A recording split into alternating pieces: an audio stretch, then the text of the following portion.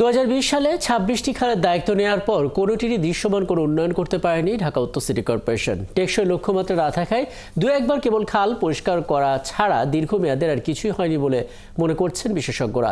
প্রকল্প নির্ভরতার কারণেও সময় ক্ষেপণ হচ্ছে খাল খনন আর দখলমুক্ত করার কাজে। খাল উদ্ধার করে সবুজায়ন বা ওয়াকওয়ে নির্মাণের কথা বলা হলেও এখনও পর্যন্ত 26টি খালের সীমানা নির্ধারণই করা যায়নি। সুমন মাহমুদের প্রতিবেদন। এই দৃশ্য কোনো ডাস্টবিনের নয়, এটি ময়লা আবর্জনায় সয়লাব রূপনগর খাল। একদিকে ভরাট হয়েছে খালের অংশ, অন্যদিকে দখল হয়েছে খালের দুই পার। আছে দুর্গন্ধযুক্ত পচা কালো পানি। অথচ এই পরিস্থিতি অবসান ঘটাতে 2020 সালে ঢাকার 26টি খালের দায়িত্ব ওয়াসা থেকে দেয়া হয় উত্তর সিটি কর্পোরেশনের হাতে। কিন্তু 4 বছর পেরিয়ে গেলেও কোনো খালেই কোনো উন্নতি হয়নি। একটি খালেও সীমানা নির্ধারণ বা দখলমুক্ত করা হয়নি। পার বাধাই করে সবুজায়ন বা ওয়াকওয়ে নির্মাণের পরিকল্পনাও ভেস্তে গেছে। এটা পুরোটাই খাল ছিল, বিল্ডিং পর্যন্ত খাল ছিল।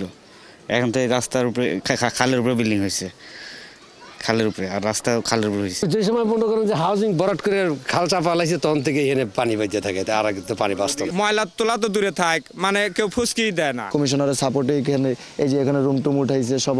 খালটা যদি আপনার চালু হইতে তাহলে পানিটা কিন্তু সরে যেত। অথচ রাজধানীর জলাবদ্ধতা ঠেকাতে এই খালগুলো হতে পারত অন্যতম সমাধান। কিন্তু খালের স্রোত ফেরানোর জন্য যে কাজ সেটি করা হয়নি। জলাবদ্ধতা যে ঢাকা শহরের একটি নৈমিত্তিক বিষয়, এটাকে সাস্টেইনেবল সেটেলমেন্ট করতে হলে কিন্তু খালগুলাকে অবশ্যই স্রোতধারার মধ্যে নিয়ে যেতে হবে।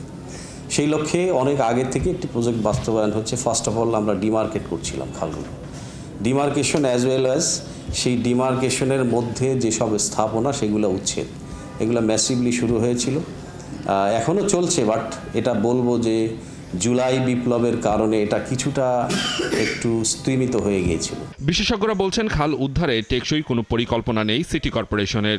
অভিযানের নামে কেবল খালের আংশিক পরিষ্কার করেই দায় শেষ করে আসছে কর্তৃপক্ষ। খালের উপরে সিটি কর্পোরেশনের রাস্তাও আছে, আবার হাইরাইজ বিল্ডিং তো খালের উপরে আছে, একদম দৃশ্যমান। আপনি আগের কথা বাদ দেন, এই মুহূর্তে কি খাল দখল বন্ধ আছে? যদি এই মুহূর্তে দখল বন্ধ না থাকে, তাহলে আগের দখল আমি কীভাবে ঠেকাবো?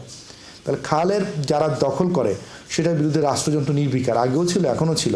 তো এখন বর্তমান বন্দোবস্ত যদি আমরা খাল দখলকারীদের দৃষ্টান্তমূলক শাস্তি না দিতে পারি, কখন পারবো? প্রতিদিন নতুন করে দখল হচ্ছে খাল, ময়লা আবর্জনা জমে মৃত ভূমিতে পরিণত হচ্ছে খালগুলো।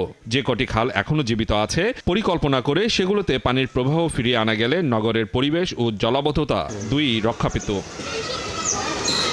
সুমন মাহমুদ, ৭১, ঢাকা।